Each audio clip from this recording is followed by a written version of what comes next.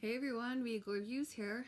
It's been a while, but today, actually, it's about 2.5 weeks until the new season of Survivor.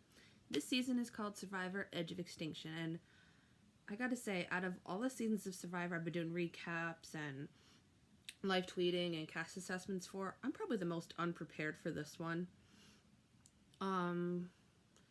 Yeah, I looked at the cast bios and everything today, and I was able to get some sort of a feel. I took some notes judging by what CBS.com what they revealed so far about the castaways, and I think I'm pretty comfortable about at least making a cast assessment at this point. I'm not gonna make my winner picks video yet because I'm not too sure about that yet, but let's get started. My cast assessment.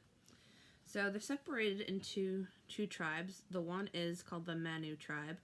So Dan the War Dog De Silva, he's 38 and he's in the military. He has a sharp mind. According to me, he's a sharp mind, joyful personality, and he's physically fit, and he thinks of himself as a leader. Now, he might come across as one of those ones that is bossy and likes to take charge and everything, but there might be a certain balance because in the military you kind of have like that mindset, that you want to take care of your tribe around you. He's physically fit, so I think he won't be one of the first ones out because obviously you need the physical strength for the game. So, but I still have a feeling he's gonna go pre-merge. Now keep in mind, Edge of Extinction, if you're voted out, you're not voted out of the game. You go to Edge of Extinction, Island of Extinction. So it makes this whole draft and cast assessment thing a little bit more complicated. So Reem Daly is 46 and in sales. This was pretty short, sweet, and to the point. She said she's honest to a fault, and from what I read, it seems like she's a super fan. Has been watching since day one. Honest to a fault just made me think that she's going to be one of those pushy people that gets on everyone's nerves and everybody just wants to vote out, so I have a feeling Reem's going to go pre-merge. Rick Devens is 33 and he's a morning news anchor. He sees himself as funny, compassionate, loyal, a good worker, and has basic survivor skills. Now, basic survivor skills can mean like he's able to make a fire, build a shelter, so he would be able to be useful for the first couple days. Like, I say if you show that you're able to make a fire and everything, you at least have 3 days in you. But I have a feeling with him being a morning news anchor, he might be recognized and they may not want him to go too far, so I have a feeling that Rick is going to go pre-merge. Wendy Diaz is 25 and she's a small business owner. She's fun-loving and spontaneous and loves outdoor stuff. Just from reading her bio, and looking at her profile picture, it seems like she's going to be one of those, I don't know how to describe it, one of those positive attitudes, but it comes across as annoying. I have a feeling Wendy's going to be all in people's faces, and Wendy's personality may not sit well with others, so I have a feeling that Wendy is going to go pre-merge. Lauren O'Connell is 21 and she's a student at Baylor University. She's competitive, committed, compassionate, an athlete, strategic, and she thinks she'll have a good social game. I definitely get good vibes from Lauren. I definitely see her having a great social game. I have a feeling that she'll be able to make alliances well, and that she'll be one of those fierce female competitors. So I have a feeling that Lauren is going to go post-merge. Chris Underwood is 25. He's a salesman. He thinks he's a hustler, intuitive. He can fish, build a shelter, and he thinks he's a team player. So I have a feeling that Chris is going to be one of those ones that gets along with everybody, and he might be the leader in one alliance, but he won't be like the obvious leader. He'll kind of be like the hidden leader, like controlling things behind the scenes. So I have a feeling that Chris is going to go post-merge. So now we get into some of the returning players. There's 4 returning players that we've seen a couple times before for some of them. So Kelly Wentworth is on this tribe, and she was on Survivor San Juan del Sur and Survivor Second Chance. Now, San Juan del Sur, we didn't really see much of Kelly's game. She was kind of voted off before the merge. But Second Chance, she was such a powerhouse. She made 4th place. If one thing would have been differently, she could have maybe won the game. She was definitely the leader of I think it was called the Witches' Coven, the name of her alliance. And she definitely knows how to find idols, and she's very strategic, and she's very good at challenges. So I definitely think that Kelly has a very good chance at winning this time. So I have a feeling that Kelly is going to go post-merge. David Wright was on Survivor Millennials versus Gen X, and he was very underestimated during his season. Everyone thought he was kind of a weak link, but we got to see what David was made out of, because he was probably one of the most strategic players out there. He knew how to find idols. He actually made a fake idol at one point, and he wasn't afraid to make moves. And David was also another person that came in 4th place. I don't know, with David, he's the wild card for me, because he's either going to be seen as a strategic threat and they might want to get him off early on, but then again, he's that strategic, he might be able to make it that far in the game. So I kind of see David as the merge vote, or I don't know, it's like either right before the merge or right after the merge. So now we move on to the Kama tribe. I think that's how you say it. So now it starts the two other returning players. Joe Anglem, or as other people have know him as Joey Amazing.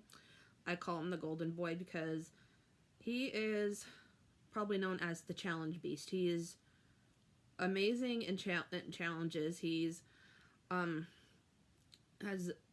is great looking physically, so he's able to align with all the girls and everything, and they just see, oh, he's so amazing, and he's able to make alliances that way, and he's very good in challenges. I'll give him that. He's very good in challenges, so I definitely think he will be a physical threat, but at the same time, I feel like they're going to need Joe for at least a couple episodes.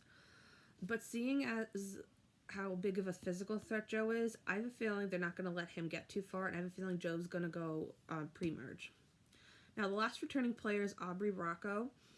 She was on Survivor Co. Wrong, and she was on Survivor Game Changers. Now, Aubrey, she was the favorite to win in Co. Wrong. A lot of people were disappointed the fact that Michelle won. A lot of people, based on what we saw, I mean, again, we only see so much of what goes on out there, but based on what we saw, Aubrey was also underestimated at first. Like, we saw her at the beginning of the game having like an anxiety attack, not sure if she can make it in the game. But here she ended up going all the way to the end and made runner-up. And that says something. She was very strategic and had a good social game, and she knew who to align with. With Game Changers, she at least made the jury. I have a feeling she wasn't able to make the moves she wanted to in Game Changers. But I feel like this is a chance for redemption, as Joe put it, because this is his, 3rd time on now? I think it's his 3rd or 4th time. 3rd time, yeah. So he said 3rd time's a charm. I definitely feel like 3rd time's a charm for Aubrey, and I feel like she's going to go post-merge. So Victoria, I'm not sure how you say her last name, Bayamon, is 23. She, words describe her as controlling, ambitious, with a hustler's attitude, I guess, and she's very self-aware. So the one word that stands out to me is controlling, and people who like to be bossy and call the shots and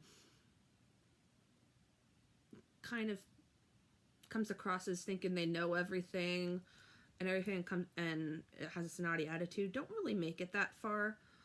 I definitely think that Victoria's going to go pre-merge. Ron Clark is 46 and he's a teacher. He's a visionary, compassionate, and loyal.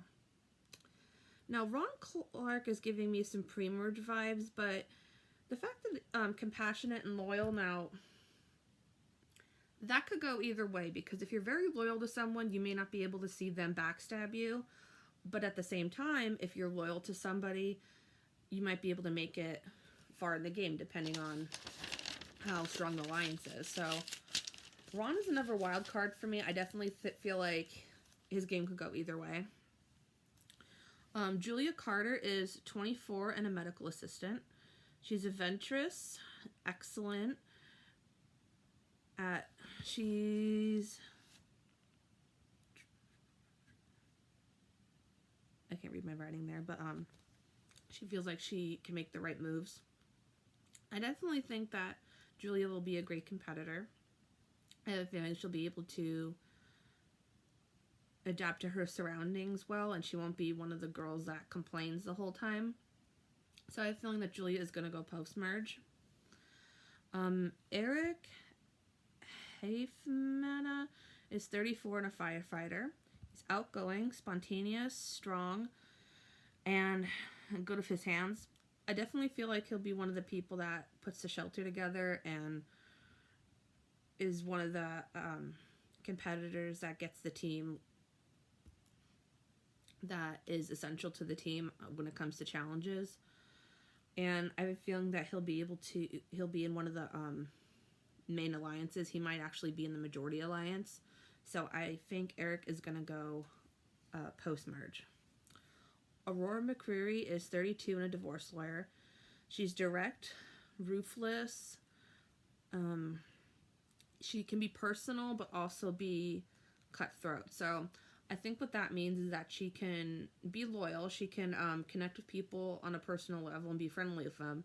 But she's also not afraid to make the big moves and cut their throats if she sees that particular person will ruin her game. So I also have a feeling with Aurora, I have a feeling she'll be one of the fan favorites this season. So even if she went pre-merge, I have a feeling that she'll be one of the fan favorites and she'll be asked back. But I definitely get good vibes from Aurora. I definitely feel like she'll be post-merge. Julie Rosenberg is 46 and a toy maker. She's underestimated and determined. She also called herself a little neurotic, but she said she's also smart socially. So when you have the neurotic personality out there, again, your personality might clash with some others. Some people might find you annoying, but some other people might find you essential to take around, because if they find you annoying enough, they might think, oh, they're not going to vote for her because she's annoying, so let her be the GOAT then. But I have a feeling with Julie being an older contestant, other castaways might say, oh, she's older, she's not going to be able to do certain things. Like, older castaways kind of have that, they kind of have that prejudgment toward them. But I definitely think that Julie's going to surprise some people, and I definitely think Julie's going to go post-merge. Now, the last one is Gavin Whitson. He's 23 and a YMCA director. Now, I have a feeling he's going to be the Cochran, Aubrey, Christian type. This season, he seems like he's going to be one of the smart, social... when I say social? Well, I think social in the sense that I feel like he'll be another person that everybody loves to have around camp, and that's good for camp morale. But I have a feeling he'll be good strategically. I definitely think he'll be seen as weak, but he is actually playing a lot and making a lot of moves behind the scenes. So I definitely think Gavin's going to go post-merge. Now, again, with Survivor Edge of Extinction, it's different, because if you're voted off, you go to the Island of Extinction and you're there until there's, I believe, 2 opportunities you can enter the game, one at the merge and one at day 37. So essentially you could be voted off the first episode and you can make it up to day 37 if you last on Island of Extinction. Now, what exactly is on the Island of Extinction, we don't know yet. But you have to think to yourself, there is a chance that somebody might quit Island of Extinction, because you do have the opportunity to. You can leave Island of Extinction anytime, or you can try your luck and try to get back in the game.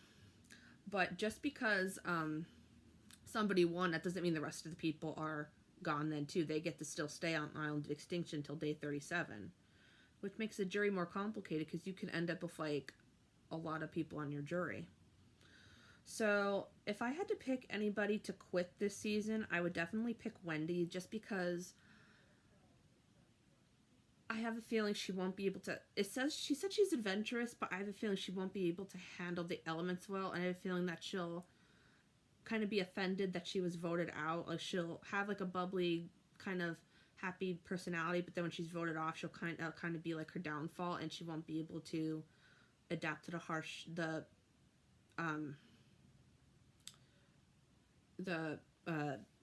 elements of Island of Extinction. Again, we don't know exactly what's on that island or how much food or shelter, or if they're given any on that. But I definitely think if anybody were to quit this season, I definitely think it would be Wendy. So yeah, this is my cast assessment video. I can't wait to see Jeff make his own cast assessment. And I can't wait to see the video clips of the castaways on YouTube. I think that's great. It gives us a little chance to know some of the tribe mates before the season starts, and we get to see who we're rooting for. So yeah, I'm excited for Survivor Edge of Extinction. I hope you guys enjoyed my cast assessment video, and until next time, stay regal.